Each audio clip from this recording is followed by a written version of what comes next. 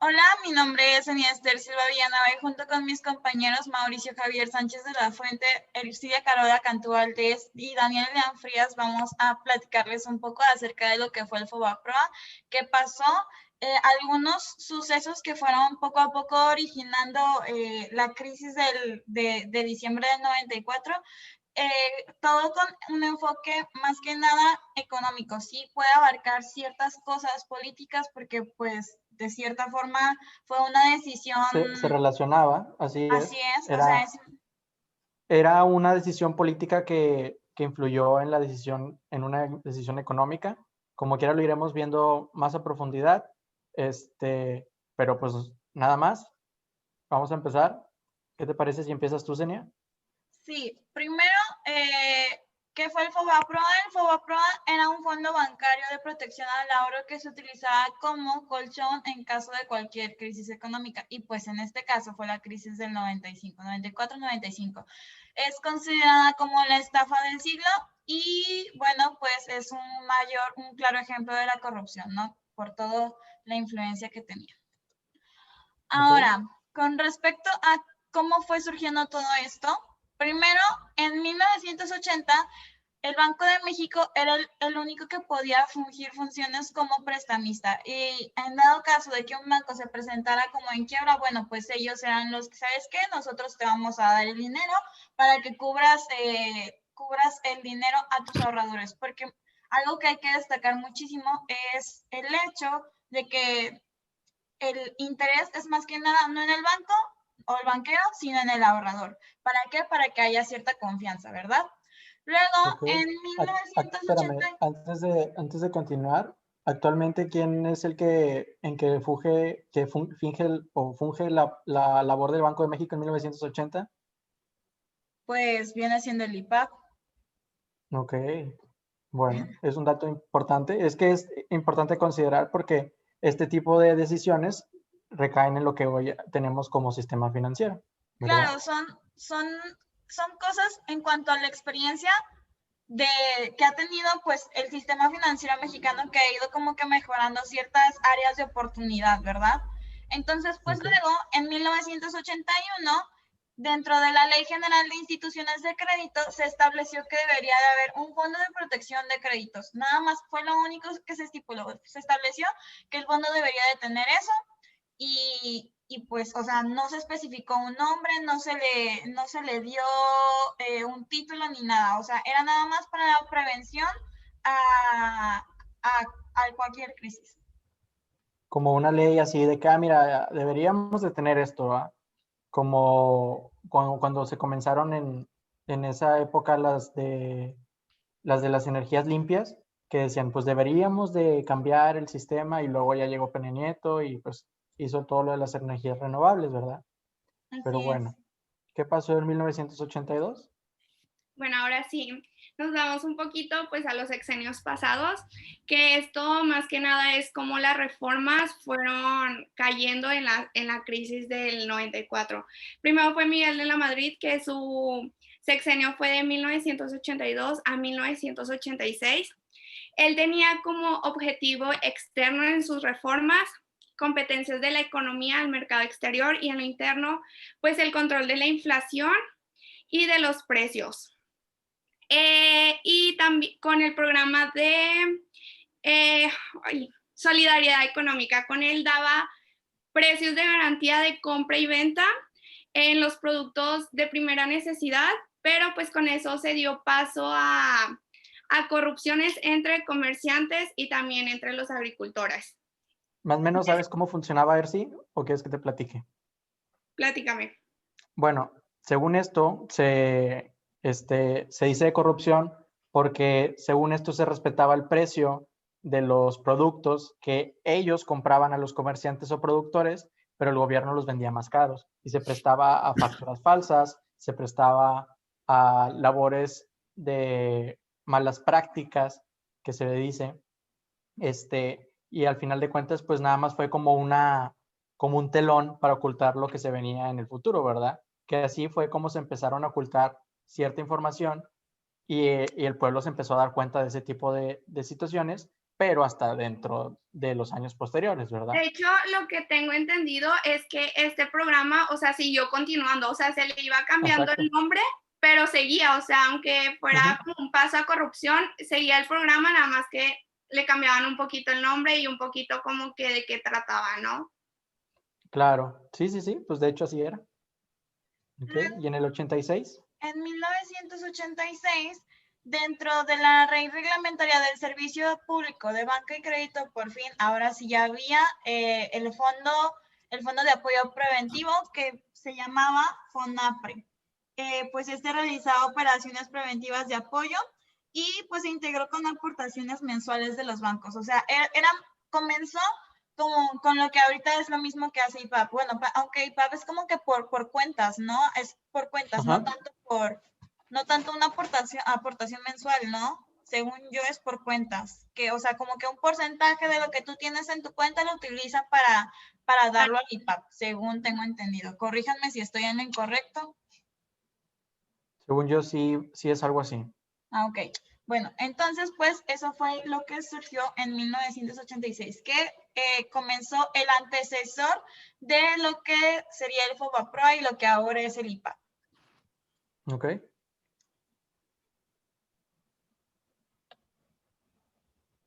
Pues ahora sí nos vamos con el sexenio de Carlos Salinas de Gortari, que fue de 1988 a 1994. Para esto, en estas elecciones se dice que hubo un fraude electoral, que el responsable de esto fue Manuel Bartlett Díaz, que porque le llevaba la delantera a Carlos Salinas de Gortari y Cuauhtémoc Cárdenas, nada más que este señor salió y dijo, se cayó el sistema, volvió a regresar con los resultados y pues ya había quedado como ganador Carlos Salinas de Gortari. Cabe mencionar que este señor era secretario de Gobernación de Miguel de la Madrid y también era el presidente de la Comisión Federal Electoral.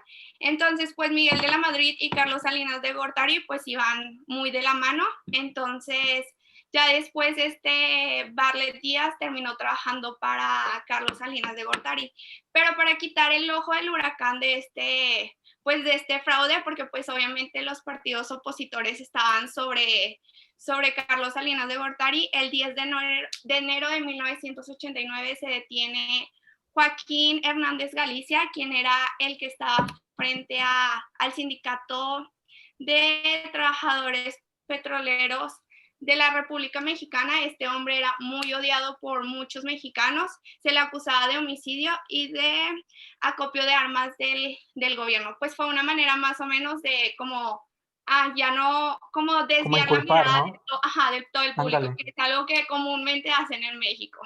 Sí, Entonces, bueno, sí, digo, para comentar, hay varios casos de esos, también caso Paulette, que fue cuando lo de Peña Nieto, que se le acusaba de asesinato, creo que fue, también cuando fue lo de también exacto. o algo así. Entonces, este tipo de prácticas no son nuevas, de hecho, pues actualmente también hay, por ejemplo, lo de, ahorita algo así muy, digo, no deberíamos hablar de política, pero pues para que se tenga el antecedente de lo que hizo el presidente AMLO, que dijo que lo primero es el avión presidencial, cuando pues estaba lo de la crisis de la pandemia, cuando estaban las manifestaciones de la mujer, entonces son antecedentes que se vienen practicando. Como que cambiar la vista del público a otro problema, o sea, para que como que se les olvide un poquito el foco del país. Entonces, pues obviamente no podía dejarlo pasar Salinas de Gortari. Después, pues ya Salinas de Gortari lo que hizo fue implementó pues las reformas que quería implementar Miguel de la Madrid, nada más que de una forma más profunda y ahora sí cómo ponerlas a la práctica, o sea, porque Miguel de la Madrid solo como que las decía, pero fue el que pues vino con todo. Después, porque estaban sucediendo varios problemas, bueno, sucesos políticos, económicos alrededor del mundo, que era Estados Unidos e Inglaterra, pues regresaban a la derecha, el aceleramiento para crear pues lo que era la Unión Europea, y el resto de América empezaba a abrir sus fronteras pues para el mercado exterior. De Para hecho, lo fue de cuando... Telecan no era más o menos que era Ajá. cuando se comenzó Ajá. la idea de globalización y todo eso, de que bueno, pues vamos a compartir, que acá y así, y fue lo que fue generando reformas financieras, ¿no? O sea, que este hombre pudiera en su sexenio hacer ciertas reformas financieras, ¿no? Sí, Que es porque algo Sí, pues que, es que algo tomara que ya hemos relevancia, visto. Ajá. que tomara relevancia el país y que se notara, ¿no? Que realmente quería hacer un cambio económicamente hablando, ¿verdad? Porque hubo otras cosas durante ese periodo, pero económicamente hablando, pues quería esa relevancia, ¿no? Ser recordado como el que abrió las fronteras de México y nos abrió al nuevo neoliberalismo, de ¿verdad? hecho, Carlos Que, Salinas de Gortari decía que quería, o sea, que México estuviera como primer mundista, o sea, siempre decía como que un México cambiante para un mundo cambiante y que pues las cosas para México iban a ser muy diferentes en un futuro con todo lo que estaba haciendo. Entonces, pues ya, después en su sexenio realizó reformas estructurales para permitir la llegada de nuevos empresas extranjeras, empezó a darle facilidades a los bancos que ya habían sido privatizados e inició pues lo que es la negociación del Tratado de Libre Comercio entre Estados Unidos y Canadá. Y con la apertura económica, él decía que pues vamos a vender todo lo que sea vendible para el sector privado y el Estado ya no se va a hacer cargo como de las empresas públicas. Y fue cuando empezaron a privatizar pues diversas empresas como Aeronaves de México, Mexicana de Aviación, Grupo Dina, Ingenios Azucareros, Teléfonos de México, la Minería Cananea e incluso 4,000 kilómetros de autopista. Para esto el gobierno le vendía o le cedía actividades como multimillonarias y monopólicas a empresarios y empresas a un bajo precio. Entonces esto surgió nuevos millonarios con actividades claves de México, que eran las telecomunicaciones, la minería, infraestructura e incluso la banca. ¿tienes algún dato de alguna persona que se volvió rica de eso? Eso va más adelante también. Más adelante se va a mencionar sobre algunos que hasta la fecha, o sea, no manches. Multimillonarios. Está de que entre los 10 millonarios mexicanos de Forbes, o sea, de este año. De hecho, de eso se va a hablar más adelante, pero en un artículo se dice que a inicios de la presidencia de Carlos Salinas de Gortari, la única familia que figuraba pues en la lista de Forbes era Garzazada. Al final del sexenio de Carlos Salinas de Gortari, cuando ya se habían privatizado muchas empresas estatales, de hecho eran creo que 1,115 empresas que estaban a cargo del gobierno, el Estado nada más se quedó con 203 empresas, entonces la mayoría fueron vendidas a empresarios y familias. Para el final del sexenio de Carlos Salinas de Gortari ya había 23 familias en la lista de Forbes de las personas más millonarias, y entre ellos pues estaba Carlos Slim de Telmex, Ricardo Salinas de TV Azteca y también de uno que vamos a hablar más adelante, que es Roberto Hernández de Banamex.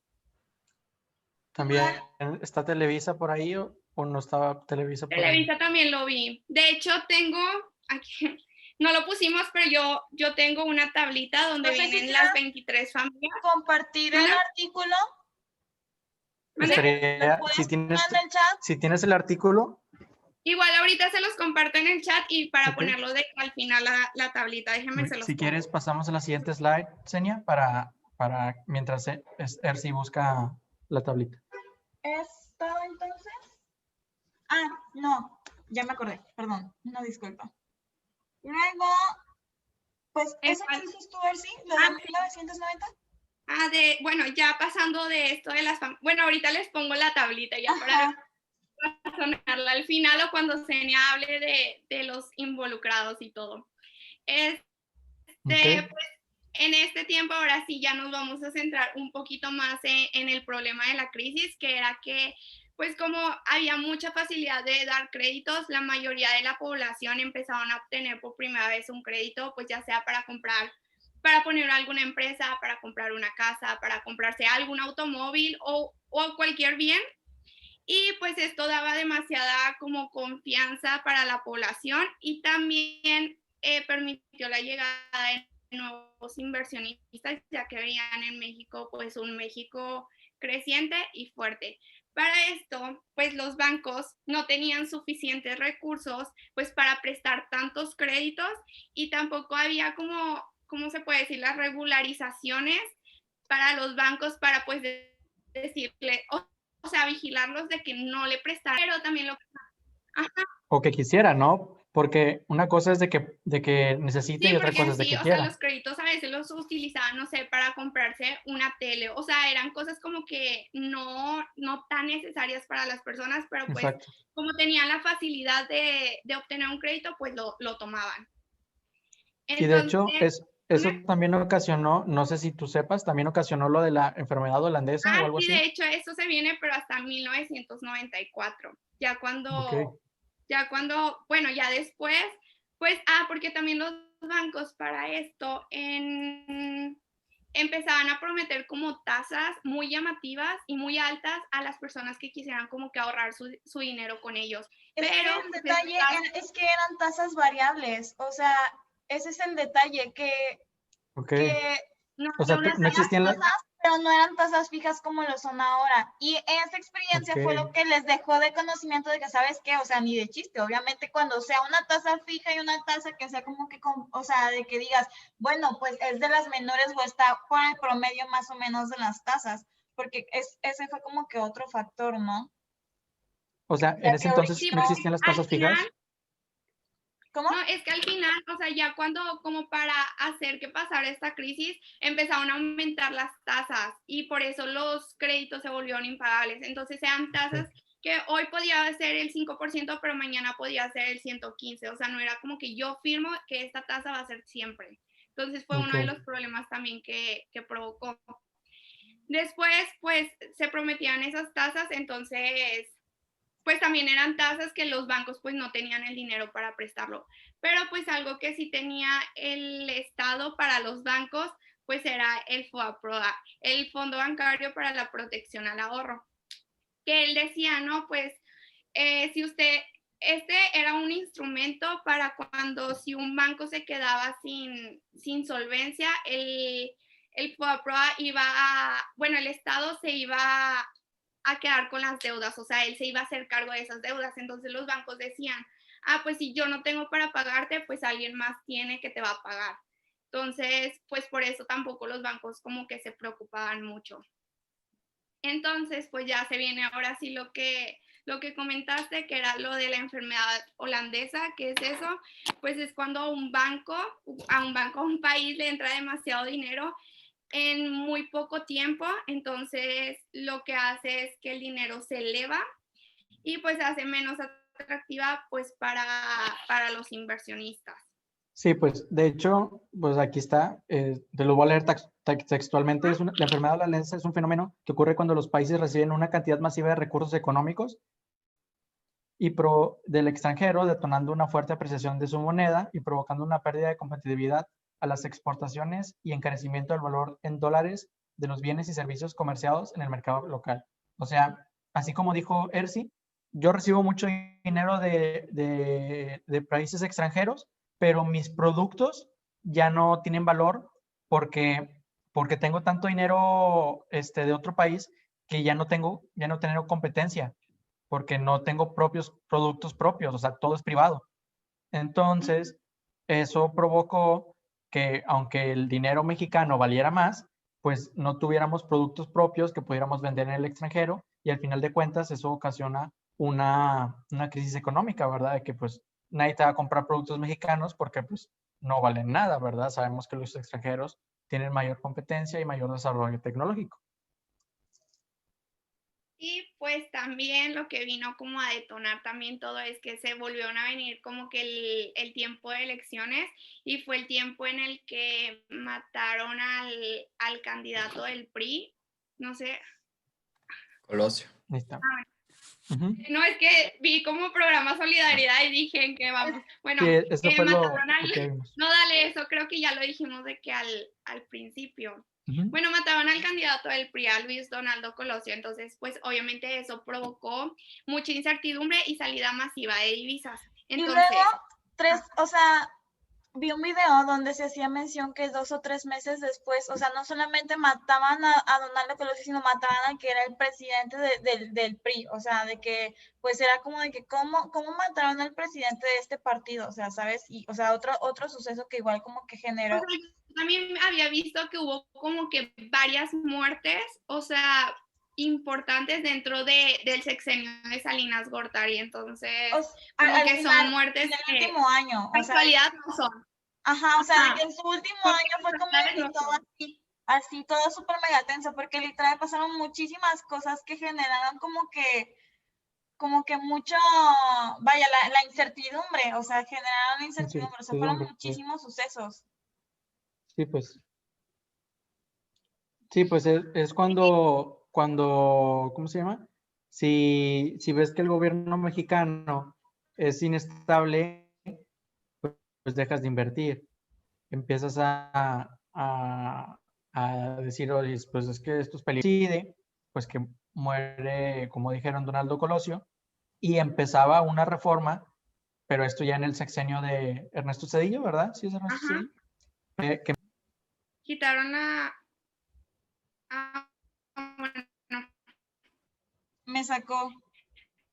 para mantener la estabilidad, vamos no, que eran los tesobonos, pues sean certificados gubernamentales que se vendían a los inversionistas, pero estos certificados se iban a pagar en dólares y a una tasa superior a la que ofrecía pues los mercados internacionales, 1,000 millones de dólares.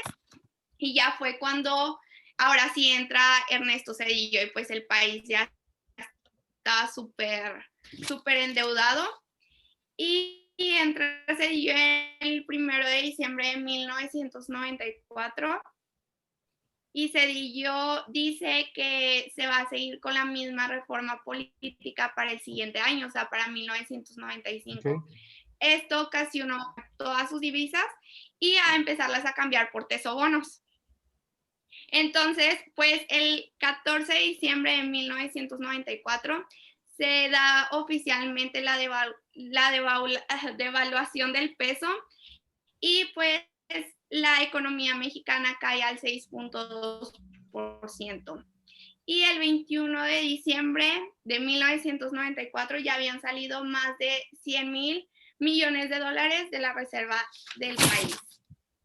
Entonces, pues ya bueno, después para que México como que saliera de esa crisis, de esa deuda de dólares, lo que se mete Estados Unidos. Entonces, el presidente en ese entonces, Bill Clinton, promovió un paquete por 25,000 millones de pesos para que México pudiera pagar esa deuda, pero pues obviamente nada es gratis. Él lo hacía pues porque para empezar México era uno de los principales consumidores de mercancías estadounidenses, también porque al que México cayera en pobreza o en bancarrota, pues iba a hacer que más inmigrantes ilegales pues se fueran a Estados Unidos, y la otra porque los narcotráficos se iban a aprovechar de un México empobrecido. Sí, pues. Entonces, pues ese fue como un rescate para un poquito esa deuda, Sí, pues como mitigar, pero ¿no? pues, ajá, o sea, más que nada porque Estados Unidos no le convenía que México se quedara en bancarrota, porque pues Pues era el principal iba a haber comprador. consecuencias también para Exacto. ellos. Pues Ajá. era como decir, bueno, pues te tumban a ti, pero pues yo también me voy, ¿verdad? O sea, de hecho es como dicen, o se dice, que la economía de México y de Estados Unidos pues están relacionadas, o sea, una Van de la depende de mano. la otra. Entonces, o sea, no podían dejarlo caer. El FOBAPROA, no sé si quieras platicarlo tú, Dani. Ay. Sí. El FOBAPROA, ¿cuál parte? ¿Esto del 95? Ujú. ¿O mi parte? Todos los declarados en bancarrota serán absorbidos sus créditos y guardado sus ahorros.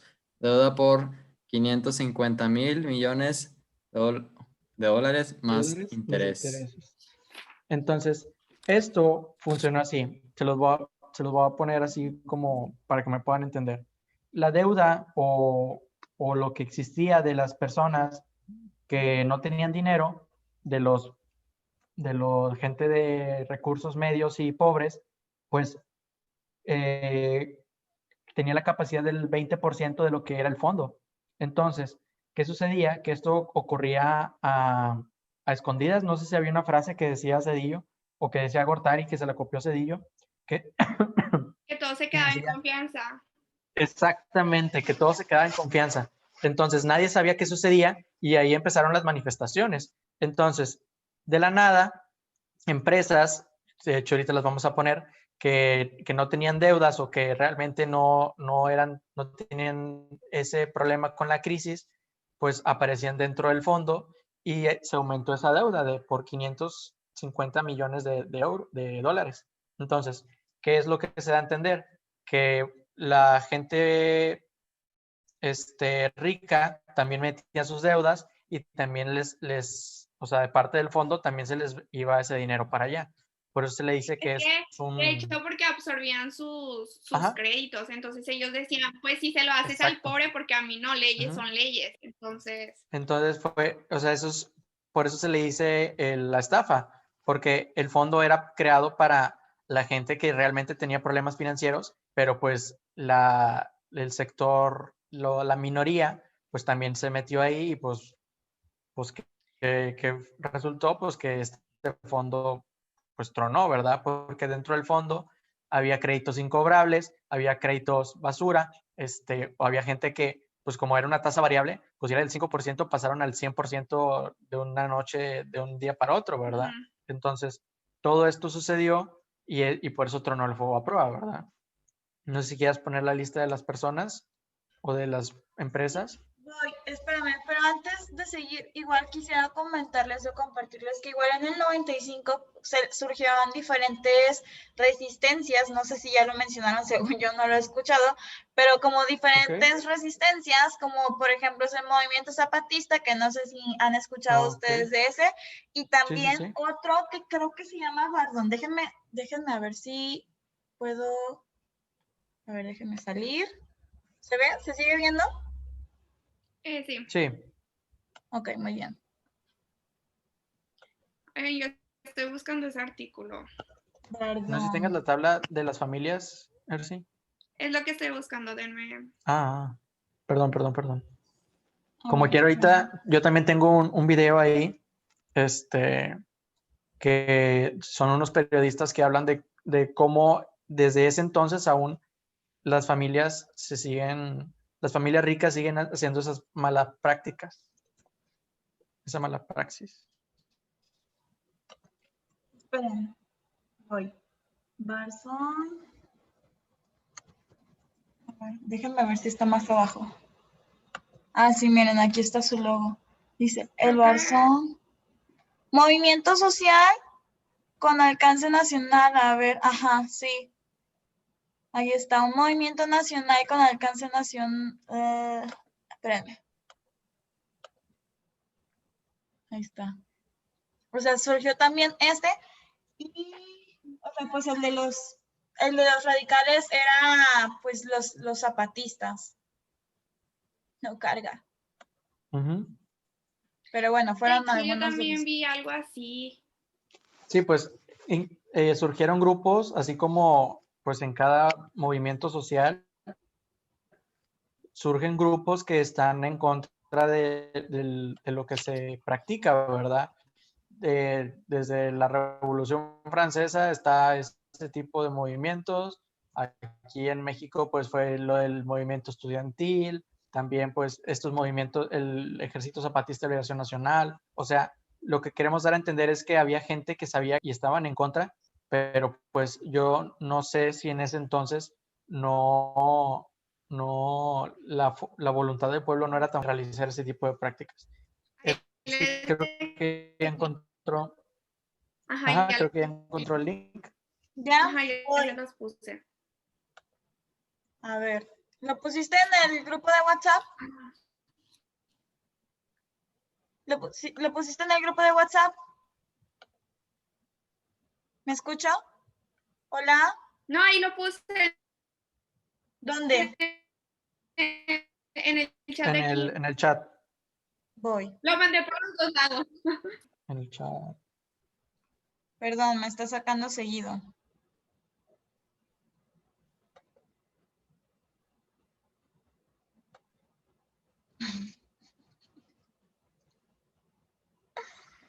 Ay, no.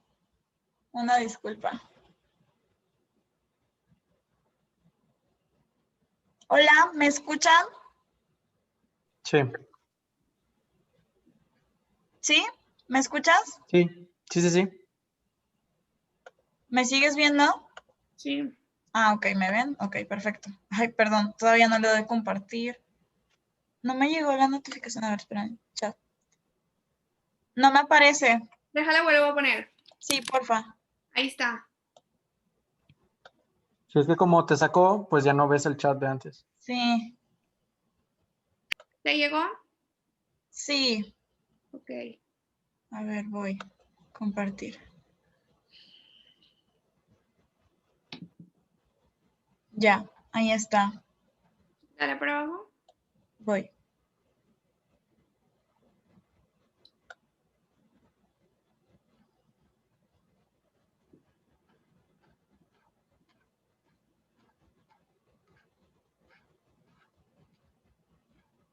Ahí está la lista. La lista de familias. Ajá, y la fortuna que tienen gracias como a esas empresas.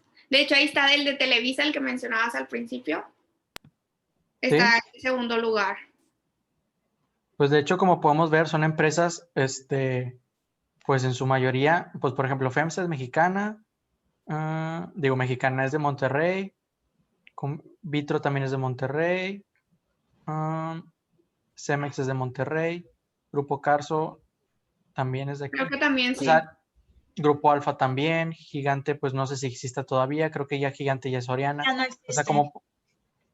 pero se convirtió en Soriana, ¿no? Según yo. O H-E-B. Creo que Bueno, se convirtió primero, Gigante, pues era el de la Mega, ¿no? Y de la Mega pasó a ser de ajá, Soriana. Sí. ok. Entonces, lo que queremos dar a entender es que fue como un impulso a estas empresas, pues, y ahorita, pues lo que son, ¿verdad? Todas son un monstruo de México, o sea, no puedes, ¿cómo se dice? No puedes saber del sistema financiero si no conoces esas empresas. Así es. Ok. Y Bueno, bueno, Bueno, estos pero fueron, lo bueno es ajá, que, o sea, sí beneficiaron mucho a esas familias, a esas empresas, pero lo bueno es que esas empresas pues generan muchos empleos. Así que, bueno, es la parte buena, ¿no? ajá, bueno, pues sí, sí, o sea, Digamos. o viendo sea, desde, sí, como, o sea, es que como todo, tiene sus pros y sus contras, o sea, naturalmente, pero desgraciadamente, o sea, de esos empleos que generan, pues, ¿cómo sería? Pero Pues, pues, si se han quedado como en el estado, o sea, también existirán los mismos empleos, ¿no? O sea, ajá, fue más exactamente. que nada impulsar nuevos millonarios, o sea, a un precio de nada.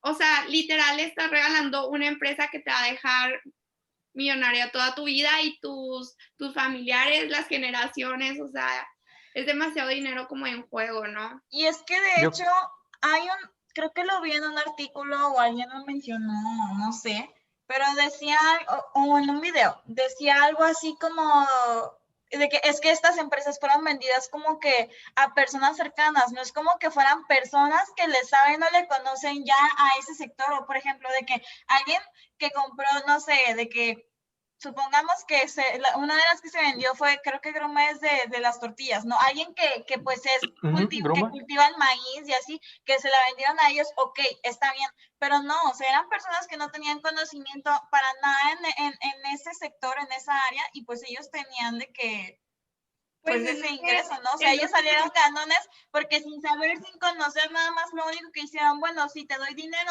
ya me das la empresa, yo genero más dinero y yo me quedo con el dinero, te ayudo, como dice Daniel, generando empleos, pero pues eso es todo. Porque Pero hay algunos Jesús que... dijo, como lo habíamos mencionado, o sea, todo viene desde antes de que todo se quede en confianza, o sea, el país va a ser mejor porque todo está en confianza, o sea, yo no se lo estoy dando a un desconocido, es mi amigo el que tiene la empresa. Pero Entonces, exactamente, o sea, los cargos de las cosas como que importantes o grandes se quedan entre ellos nada más, vaya, o sea, de que entre ese mismo círculo. Pero bueno, Ahora, los bancos involucrados, estos fueron algunos de los bancos que conformaban el FOBAPROA. Estaban divididos en diferentes tipos de pagares: pagares de saneamiento financiero, pagares de programa de capitalización, pagares por venta de sucursales bancarias. O sea, eran tres tipos diferentes de pagares, y esto con el programa de compra y capitalización. En el de saneamiento financiero encontramos Bancrecer, Santander, Mexicano, Confía, Banpaís, Bancen, Atlántico, Promex, Inverlat, Anábac, Sureste, Pronorte. En los de programa de capitalización encontramos Serfín, Bancomer, Banamex, Vital, BBVA y Banorte. Y en los pagares por ventas de sucursales encontramos Cremi, Unión, Oriente, Obrero, Interestatal. Habían unos que estaban también en venta de sucursales bancarias, como, o sea, que están en otros, pero no quise agregarlos porque pues ya se iba a prolongar más la lista. Pero, por ejemplo, algunos de esos, si no mal recuerdo, eran Banorte, BBVA, creo que Banamex también. O sea, eran muchos que también conformaban parte de ese pagaré. Hay unos que son como que más mencionados o que les dan como que más relevancia. ¿Por qué? Por quiénes eran sus dueños, por cómo, por quién, más que nada por quiénes eran sus dueños y por cómo están ahorita en la actualidad. O sea, por ejemplo, el primero que salió a la plática hace rato, ¿quién era? Pues fue Roberto Hernández, ¿no? Que fue el dueño de Banamex, ¿no? Pero con él tiene como que una particularidad que, o sea, pues dices, no manches, o sea, este señor sí literalmente le vio la cara a todos los mexicanos. O sea, dijo, miren, ¿saben qué? Yo esto y esto y esto. Y bueno, luego pues me voy a pasar a los personajes involucrados, que obviamente hay muchísimos personajes involucrados, y como lo mencioné al principio de la presentación, vamos a darle como que más un enfoque económico que un enfoque político, porque si me pongo a mencionar los involucrados políticos, o sea, sería una lista sin fin. De hecho, creo que hay pues una lista de todos los que, o sea, de como todos los que estuvieron relacionados con lo del FOBAPROA, empresarios, políticos, y así. Y es como de 300 y tantos. O sea, y obviamente no voy a ponerme a darles una lista y a platicarles exclusivamente de quién era cada uno de ellos, pero hubieron muchísimos involucrados en este show. En fin, primero encontramos a Ángel Isidro. Bueno, ya les mencioné que son personas que son como que más relevantes o que se mencionan mucho. ¿Por qué? Por cómo acabaron después del FOBAPROA. Ángel Isidro Rodríguez Divino, el que era el dueño de Banpaís, se le acusó de violación a la ley de instituciones de crédito, la suma de rescate del Banco Banpaís y otros negocios, que hace que su deuda sea de 400 millones de dólares. En 1998 fue exonerado contra todos los cargos. O sea, prácticamente aquí se va a ver como que un contraste de quiénes lo pagaron y quiénes no pagaron. O sea, de que, pues, tú porque eres mi amigo la vas a pagar, entonces, o sea, no la vas a pagar. Y tú, como no eres mi amigo y no te conozco y no nos relacionamos mucho, pues tú sí te vas a ir, y es que pues es que te tengo que meter, o sea, pero aguántate, va a ser por un tiempo nada más, porque, por ejemplo, ese fue el caso con Carlos Cabal Peniche, que fue el dueño de Banco Cremi y Banco Unión, que tengo entendido que creo que Banco Unión, creo que era de acá del norte, Banco Unión, algo así me mencionó el maestro ayer, porque pues tuve algunas dudas, y Banco Unión era más o menos como de por acá, creo. En fin, y a él sí lo arrestaron. Hagan de cuenta que él se dio la fuga. Él dijo, no, yo ni de chiste voy a ir a la cárcel, o sea, no. Entonces se dio la fuga y se fue.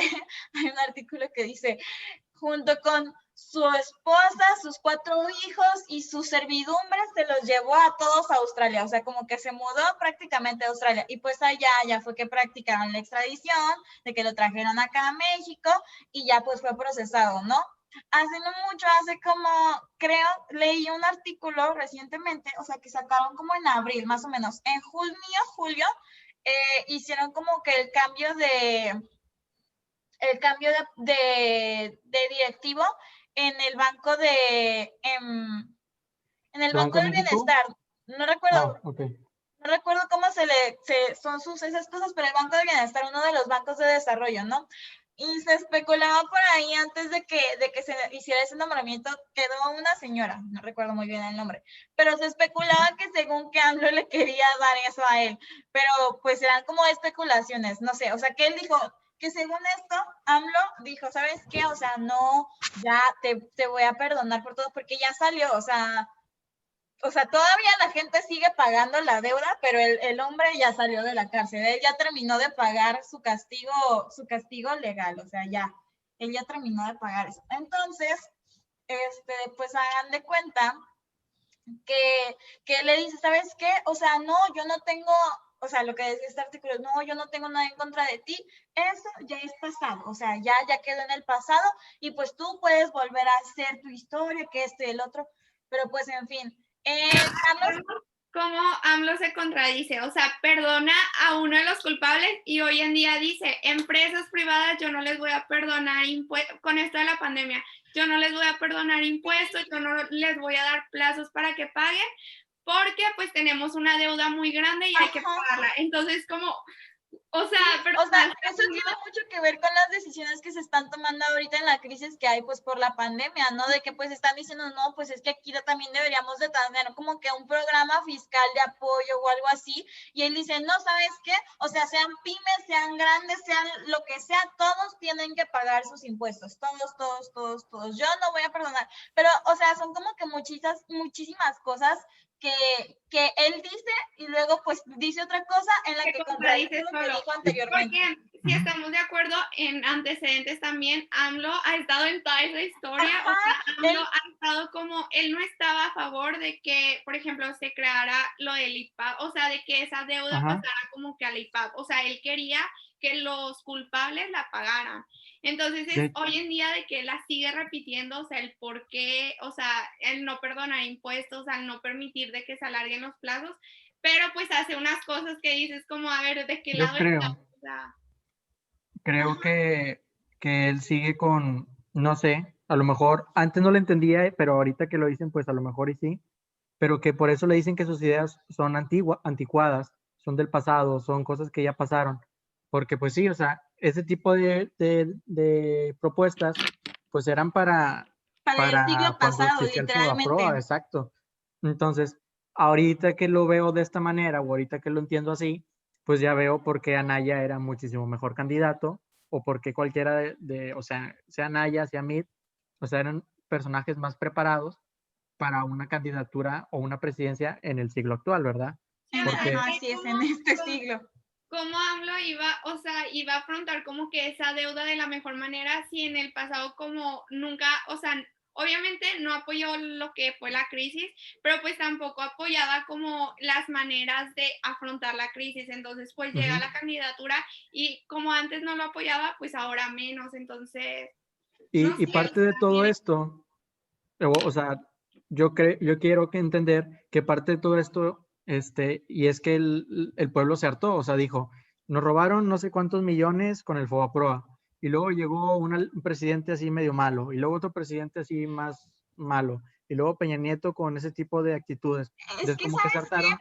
Yo vi un artículo, perdón que te interrumpí, pero con respecto a eso que dices, yo vi un artículo, o sea, yo vi artículos y vi videos en los que hacían, o sea, pues ¿sabes quién también participaba en ese entonces? Estaba de que muy activo en todo eso, porque creo que era el presidente de ese partido, Felipe Calderón era el presidente del PAN, o sea, y hay como que, o sea, no es como para que nos enfoquemos en lo político, pero obviamente lo político y lo económico están correlacionados. O sea, obviamente no puedes hablar acerca de economía sin tocar un poquito de política. O sea, nuestro enfoque ahorita es más económico, pero pues estamos como que haciendo mención a algunas cositas. Sí, pues los antecedentes que repercuten en la economía actual. O sea, porque en sí, pues son los que crean las reformas y de esas reformas, pues... Ajá, sí, pues, o sea, porque pues los políticos son los que aprueban o desaprueban las cosas. O sea, ahorita, ¿verdad? Porque en ese entonces, pues fue como que un canchanchullo que bueno. Calderón era el que estaba como defensor del empresariado nacional y AMLO en su momento rechazaba la idea de que pues el Estado absorbiera todas las deudas de los bancos y las empresas. Entonces, como que siempre ha estado AMLO en nuestra historia de una u otra manera. Entonces, pues desde el 96 está en la historia. yo vi videos donde sale pues AMLO diciendo como frases, pero haciendo mención del pasado. Entonces ahorita que ya conoces como que el tema, ahora sí relacionas como Es que de las hecho, ideas que dice. ¿sabes? AMLO, o sea, AMLO tiene de que un libro tal cual que se llama Fobaproa y en el que habla sobre el Fobaproa, o sea, él sale en muchísimas entrevistas, pero pues porque él estuvo envuelto en todo eso, pero bueno, o sea, no. Libre, ¿ibas a mencionar algo? Sí, pero si quieres ya le damos a la siguiente Ok, slide. Pues muy de bien, hecho, perfecto. No, A ver, todavía Dani. no acabo, No, todavía no acabo. espérame, que Dani quiere comentar algo. bueno, Ajá. continuando con lo de AMLO, ¿verdad? Ok. Manuel Barlet, sí se llama así, ¿verdad? Sí. Es funcionario de la cuarta T, no sé si sabían, ahorita. Ok. Y AMLO se queja todo el tiempo del PRI, ¿verdad? Y como dijo Ercilia, que lo mencionó hace rato, Manuel Barlet ayudó al PRI a que estuviera en el poder. Y ahora Manuel Barlet trabaja para Morena. O sea, está muy raro ese señor, el Ajá. AMLO. Bueno, ya, solo eso. Luego está Jorge Lankenau del Banco Confía, que pues él quedó debiendo al Fobaproa 3,000 millones de dólares por su rescate, por el rescate de su banco. Y posteriormente tenemos al que ya hemos mencionado muchísimo y es como que resalta mucho. ¿Por qué? Porque está entre la lista de los 10 millonarios mexicanos. Tenemos a Roberto Hernández de Banamex. De hecho, aquí está una fotito de cómo está el señor ahorita. Muy bien, gracias. Bien relajado. Qué alegría. Ajá, bien, como si nada. Y pues que él sigue diciendo, yo sigo participando en la economía mexicana. A mí no me van a sacar de la economía mexicana, que esto y el otro. Hay un artículo que habla al respecto, o sea, donde pues lo están entrevistando a él y él dice, ¿sabes qué? A mí no me van a sacar de la economía mexicana, yo sigo participando ahí y no hay ni cómo. Que de hecho, pues como muchos sabemos, ¿no? Que él vendió, pues ya no es Banamex, ¿no? Es Citibanamex. Él, no recuerdo en qué año, pero es entre 2000 y 2012, vendió pues Banamex al grupo, a Citigroup, y que pues él le pagaron como 12,000 millones, 12 millones, algo así, y de todo eso, él, además de que robó por el Fobaproa, no pagó impuestos, ¿verdad? O sea, todavía para seguir en su gran, en su gran millonada, pues no pagó nada de impuestos. Y luego, Él pues sigue tenemos, ganando. ¿cómo? Él sigue ganando. O sea, Así es, ganando como siempre, dice Roberto Hernández. Y luego tenemos a Michael Mickey, que fue un auditor que contrató el gobierno, que contrató el Congreso. Pues, ¿sabes qué? Pues dinos más o menos qué fue lo que pasó, o sea, como que en qué nos equivocamos, porque no entendemos en qué nos equivocamos. Y aquí, déjenme Eso la se hago más parece grande. a los Fish and Files, ¿no? De que, ay, no sé qué pasó, no sé qué, nos equivocamos. Y al final de cuentas todos están involucrados. Ajá, pues exactamente, o es que sea, todos fueron parte, ya me o acordé sea, lo hubo que dice. demasiados involucrados. Ya me acordé de lo que dice, ay no, dice que la banca mexicana olvidó las buenas prácticas financieras y optó por la irregularidad y el rescate de las instituciones crediticias. O sea que pues se enfocó más en rescatar a las instituciones que rescatar al ahorrador. Y digamos que pues lo que más importa es el ahorrador, no tanto el banquero o la banca. No sé si me explico.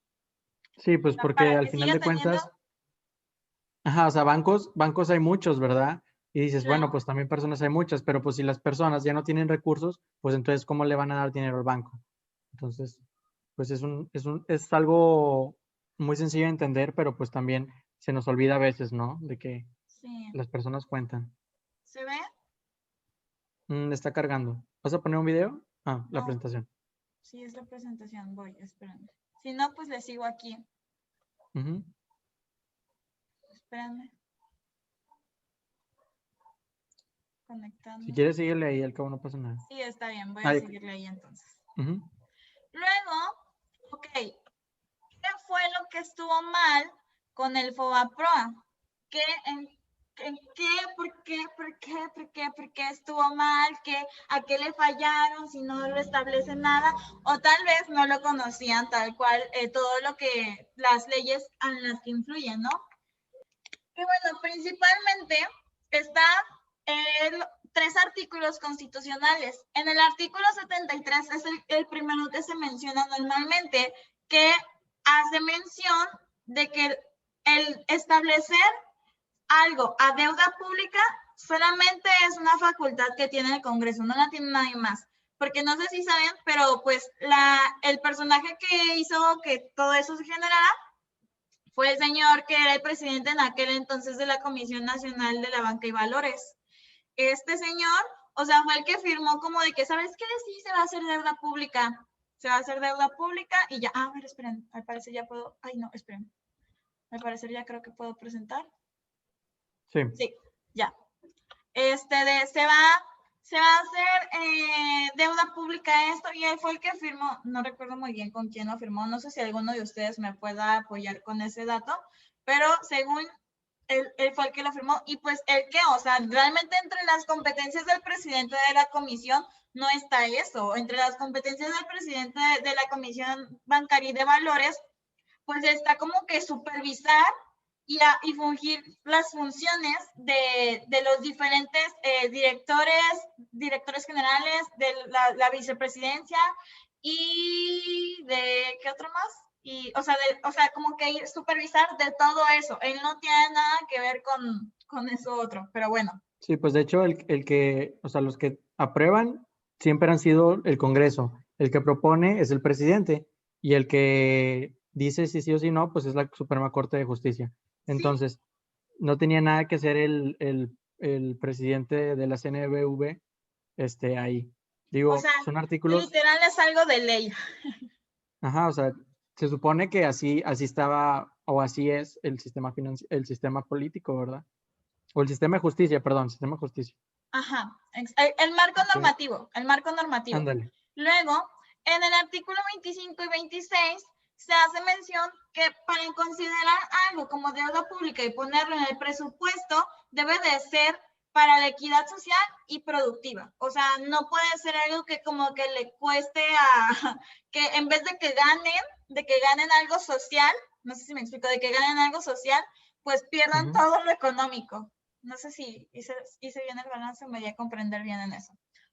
Bueno, luego encontramos el artículo 4, que fracción quinta, que pues de la Ley General de Deuda Pública, o sea que es donde se establece quién es o qué es lo que se hace con lo de la deuda pública, ¿verdad? Dice que únicamente es la facultad de la Secretaría de Hacienda y Crédito Público. No le compete a nadie más. O sea, es únicamente y exclusivamente de ellos como que hacer eso. Y pues es comprensible porque pues es la máxima autoridad en el sistema financiero mexicano, ¿verdad? Luego, esto son algunas de las reformas que fueron propuestas al respecto de todo lo que pasó con el FOBAPROA, que pues primero, Daniel, no sé si quieras leerlas. Sí. Fortalecimiento de las regulaciones y supervisión de las instituciones financieras. Limitación a las protecciones de los depósitos. Maximización de la recuperación de activos del FOBAPROA.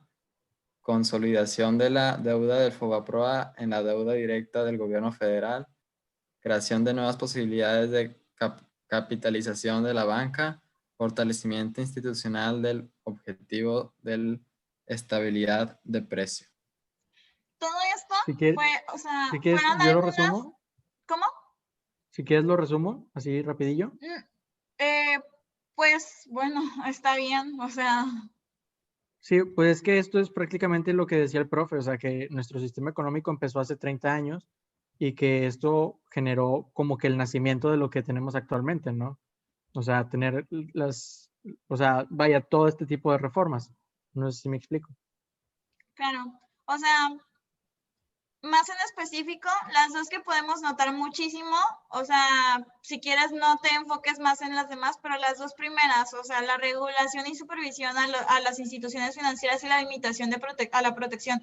O sea, por ejemplo, hoy en día, pues ya está lo de las 400,000 UDIs, o sea, ya hay un número máximo que dicen, pues hasta acá te vamos a dar del dinero, o sea, ya no más, hasta ahí. Y pues bueno, o sea, son las dos que como que se hacen notar más. Ok, esto, bueno, este lo puse yo y son cosas que nosotros investigamos, donde podemos ver más a profundidad de todo lo que sucedió. De hecho, esta serie de Netflix, que es de 1994, pues habla de todo desde que empezamos nosotros, o sea, de lo que empezamos. Obviamente se concentra más en lo político porque va en torno al suceso de Colosio. Sin embargo, pues, por ejemplo, la película de Elisa antes del fin del mundo, pues es una película que también describe muy bien el suceso que sucedió en el año de 1994, entre 1994 y 1995. También lo de la crisis, esto es un canal de YouTube de Bully Magnets, que explica muy bien también lo que sucedió de la crisis económica y del FOBAPROA. Y pues otro video que nos encontramos que es el FOBAPROA, el fraude del siglo. Son contenidos que te ayudan a entender muchísimo mejor todo lo que hemos estado platicando y aparte pues que son muy nutritivos económicamente y políticamente hablando.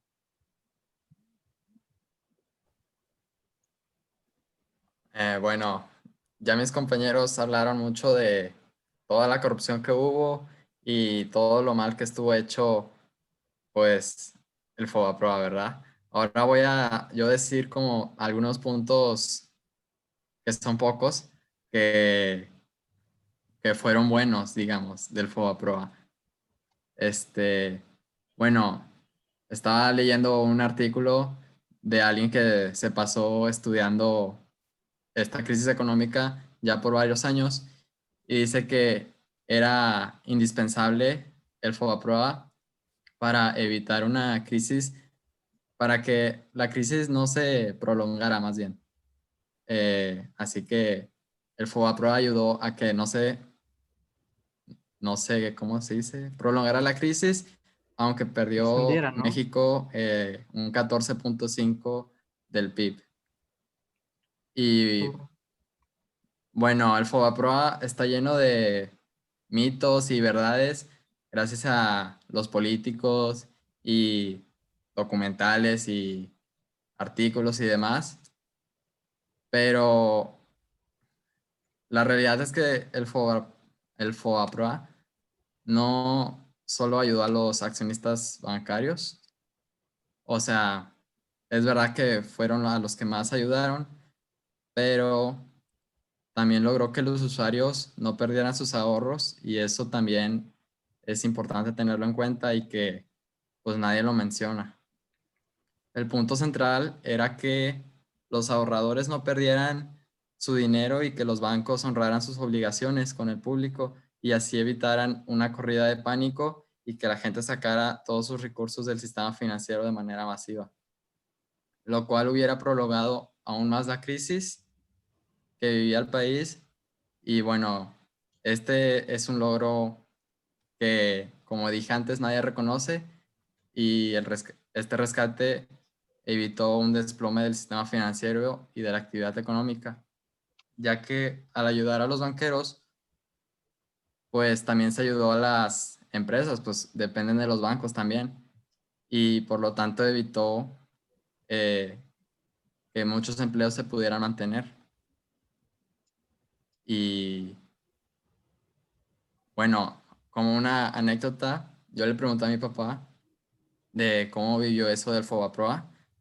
Obviamente se acuerda. Y me dice que él estaba pagando una casa a crédito y que ya con eso pues ya no pudo pagarla. La dejó de pagar 3 meses y fue al banco a intentar negociar, a intentar ya comprar la casa de contado, pero le dijeron que el gobierno ofreció pues una ayuda a los bancos, los UDIs, y bueno, de esta manera mi papá ya pudo pagar la casa. Me dice que en ese entonces era barato, $1 un UDI o algo así me dijo. Bueno, que él Barato. recuerda, eso era $1 un UDI. Y bueno, entonces ahí en el 95 fue que se crearon los UDIs con el objetivo de brindar la posibilidad de adquirir créditos hipotecarios a personas físicas que no eran candidatas a créditos en las entidades financieras del país. No, igual, ¿sabes? Antes de las UDIs es algo así medio vi que existían las leoninas, o sea, antes de que fueran UDIs eran las leoninas. No sé muy bien cuál era el concepto, pero pues fue como que el antecesor de ese. Y es que igual depende muchísimo de la perspectiva que se le dé, ¿verdad? O sea, porque, o sea, depende muchísimo, vaya, a tu papá digamos que le fue bien, pero pues hay personas a las que no les fue bien, o sea, que sí tal cual perdieron su patrimonio, o sea, por, por toda esta situación. Depende de la perspectiva en la que eso se vea. Ajá, No se, ¿y cómo no se puede pasaste? decir que fue algo, Ay, perdóname, dale. no se puede decir que fue algo bueno o malo, pero, Pero es o sea, pues algo que fue una aconteció. decisión que se tuvo que tomar. Ujú, sí, sí, sí. Ajá. Sí, pues no sé, o sea, obviamente hay sus cosas buenas siempre de cada lado malo, pero pues también es importante mencionar que este tipo de cosas sucedieron. O sea, a lo mejor puede, o sea, no sabemos qué hubiera sucedido porque no podemos viajar en el tiempo, pero a lo mejor hubiera habido una crisis más grande o a lo mejor México cae, no sé, explota el sistema financiero en México. Pudieron haber sucedido muchas cosas y a lo mejor se pudieron haber evitado muchas más, pero pues también es importante tener en consideración eso que hubo cosas buenas, ¿verdad? Al final de cuentas, pues a lo mejor, así como el papá de Daniel, pues hubo otras personas que también pudieron rescatarse. O Digo, algunas personas que ni sintieron la crisis, o sea, a lo mejor ni tuvieron créditos, ni pasó nada, o sea, simplemente pues se subieron los impuestos normales, pero pues no les afectó pues en nada, o también pues es que depende mucho quién lo vivió, o sea, de que, porque también dicen que en ese momento hubo muchos suicidios, o sea, por muchas deudas impagables, entonces pues la inflación subió muchísimo, estuvo lo de la devaluación, o sea, yo digo que ya es dependiendo de cómo lo vivió cada persona, o sea, y qué recursos tenían, y si pediste crédito, si no pediste crédito, o sea, ya Sí, va de... Es que, ajá, depende muchísimo de eso, porque, por ejemplo, yo también pregunté, y a mí, por ejemplo, mi papá me contó que algo así de que, es que yo en una ocasión, o sea, por ese entonces, él pidió como que su reporte de los Afore, y sabía que habían retirado 80,000 pesos y pues él dice, pues yo nunca retiré dinero, o sea, no sé por qué me están descontando eso si yo nunca lo retiré. Y pues ya dice que cuando fue al banco, o sea, a preguntar, pues, bueno, o sea, con su, digamos, su asesor, o sea, le dijeron, no, pues es que fueron cosas que pasaron, que por esto y el otro, o sea, son como que muchísimas cosas. Y sí, como dice Ersi, puede ser que haya gente que no lo sintió porque no tenía de créditos, pero que nada más se dieron cuenta o se sacaron de onda cuando incrementaron los impuestos, cuando el impuesto cambió. Creo que mi mamá me contó que de ser a 10 o 9, el impuesto pasó a ser como 15 o 16, o sea, al que más o menos conocemos ahora. Y, o sea, son como que muchísimas cosas. No estoy al 100% segura de que haya pasado que de todo haya pasado desapercibido, o sea, de que puede haber alguien que no estaba consciente de todo eso, que vivió, o sea, que estuvo en eso, pero no está consciente. Pero pues bueno, y hay también otras opciones que muchos dijeron, es que según el gobierno nada más tenía de que de dos, pero pues no era nada más de dos, o sea, dicen también lo que pudieron hacer, que es algo que pues leí por ahí, que lo que podían hacer es en vez de salvar a los grandes bancos, hacer la aportación o el apoyo a los microdeudores, porque pues de toda la deuda, o sea, es que ese es el detalle, que de toda la deuda, la mayoría es, o sea, como el 54, más del 50% de la deuda es de los grandes, de los que ahorita pues están como sin nada o algunos que sí pagaron. Entonces, ese es como que el detalle que se tiene. sí, de sí, pues, hecho, o sea, sí, mi papá no lo sintió, él es cardiólogo, Ujú. pero pues me dice que probablemente los que lo sintieron fueron los empresarios, ¿verdad? Y los que tienen un empleo en una empresa. No, y Él como también que cardiólogo no lo justo sintió. los que estuvieron pidiendo como créditos para autos dicen que en ese entonces estaban de que los lotes llenísimos de donde estaban regresando, de que por ejemplo todos los carros o pues las casas que no se pudieron pagar o que de plano el banco te dijo no me pagaste este mes, pues ni modo. O sea, creo que eso fue lo que afectó más, o sea, como que la clase baja y media, o sea, los que de plano necesitaban, o sea, terminar de pagar su carro o su casa, o pagar el crédito que pidieron y pues que al final de cuentas pues subió muchísimo la tasa de interés y ya no pudieron pagar eso. Sí, sí, de hecho, mi papá, no sé si exageró o me lo dijo en serio, pero según él, que todos los vecinos, toda la calle de esa casa que él sí pudo comprar, ya se quedó vacío. Y me dijo también que, pues, como es cardiólogo, que, pues, si sabe de pacientes que, bueno, él tuvo un paciente que le dio un infarto por el estrés de que ya le estaban, de que ya corriendo del trabajo. Bueno, aún no sabía si lo iban a correr o no, pero por ese estrés le dio un infarto y se murió. Eso es lo que me puede contar mi papá. Pero me dice que fue una buena decisión porque, bueno, probablemente hubieran sido muchos más los que se hubieran sido afectados. Claro, o sea, es que te digo, depende de la perspectiva que se le vea y de la experiencia que uno tenga. O sea, obviamente es algo que trascendió, porque pues hasta la fecha es algo que se recuerda y que se sigue pagando y que va a seguir, o sea, va a seguir así, o sea, el plazo va a seguir y todo, pero pues, o sea, a menos de que haya un milagro tal cual para darle una solución, pues no se podría. Ok. Bueno, no sé si quieren que ponga el último video o lo podemos dejar dentro de los videos recomendados al rato, que subamos el video. ¿Qué te parece?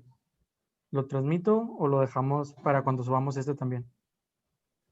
¿Cuánto dura? Yo digo que lo podemos dejar, ¿no? O sea, como Ok. ustedes quieran. O sea, dejarlo Bueno, también aparte. O sí, sea, para que pues también lo digo, tengan, ¿no? ajá, nada más para que sepa, profe, este es un video de unos periodistas que hablan de cómo el presidente de ese entonces de la Banca Nacional de Valores, no sé si puse por ahí el link, debe de ser uno de YouTube, Sí, voy. bueno, es el que dice caldo de cochinada, ¿ok? Ese profe habla sobre, como que nada más lo vamos a dejar, pero no lo pongas porque dura mucho. Lo que quiero dar a entender con ese video es que hay muchas personas que, así como dice Dani, sufrieron cosas buenas, pero también sufrieron cosas malas y a partir de eso hubo unas consecuencias. El presidente de ese entonces de la Comisión Nacional Bancaria de Valores tiene un sobrino o tiene un hijo que también tuvieron algo que ver con Banpaís y fueron buscados. O sea, hubo muchas consecuencias a raíz de esto y muchas personas, a pesar de que perdieron también mucho de su patrimonio, también muchas se salvaron. También tenemos que tener en cuenta que cada decisión tomada, tanto políticamente como económicamente como socialmente, afecta a cada uno de nosotros y es importante que participemos de la manera activa, no solamente decir, ay, hubieran hecho esto, o ay, esto, o ay, esto. O sea, hay que estar fundamentados, hay que estar viendo las noticias a cada rato, hay que ver de qué manera nos afecta. Y dices, ay, a mí no me afecta porque yo no tengo un crédito. Pues sí, pero de alguna manera te va a afectar. Entonces, es importante estar siempre documentados, es importante saber lo que sucede en nuestro pasado para no repetirlo en el futuro, porque una persona que no conoce su pasado está condenado a cometer el mismo error en el futuro. Y aparte, Libe, perdóname que te interrumpa. ¿No Por pasa ejemplo, nada? esta deuda, pues todos los jóvenes y adultos, pues no tan adultos, somos los que y las generaciones que vienen son los que estamos pagando pues esa deuda y muchos de nosotros o muchas personas que están pagando con los impuestos no sabían ni de qué trataban ni por qué están los impuestos ni a dónde se dirigen esos impuestos. Entonces, pues conocer lo que está pasando a nuestro alrededor nos permite comprender pues a dónde se va y por qué pasó y quién lo provocó, o sea.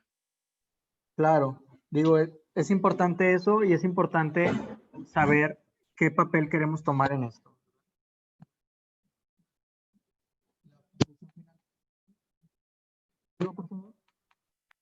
No se escucha. No te escuchamos. Ay, perdónenme, ¿qué Lo dicen? último.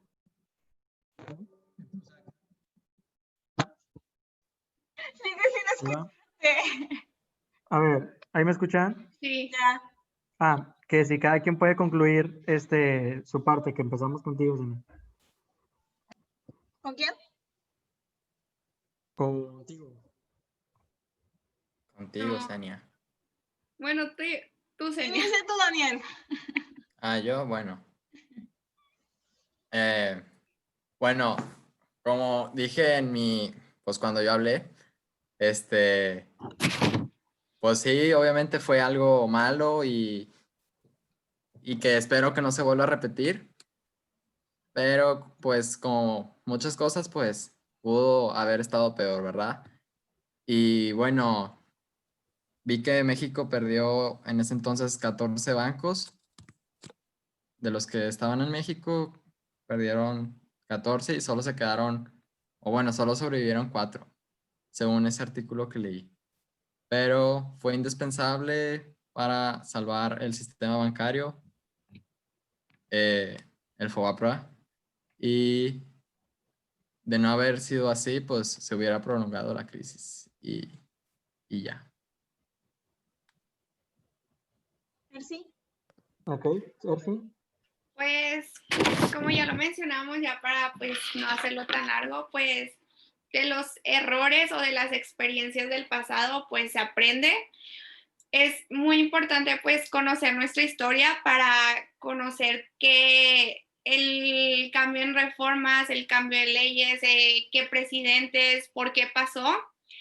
Pero esta crisis, pues así como tuvo demasiadas cosas malas, así como fueron muchos millonarios que ahorita son los que dirigen como actividades claves de México, también trajo cosas buenas, que pues el sistema financiero pues se reforzó, se implementaron nuevas reformas, se implementaron nuevas leyes, se implementaron cosas que antes no había, más que nada pues para evitar pues los errores del pasado, para hacer un México más creciente, aunque esta deuda pues ya creo que está programada hasta el 2070, si es que no suben los impuestos o no se deja de pagar por algún otro suceso, pero pues nada, o sea que pues de los errores se aprende y pues esto también trajo fortalezas hacia nuestro sistema financiero y hacia nuestro país.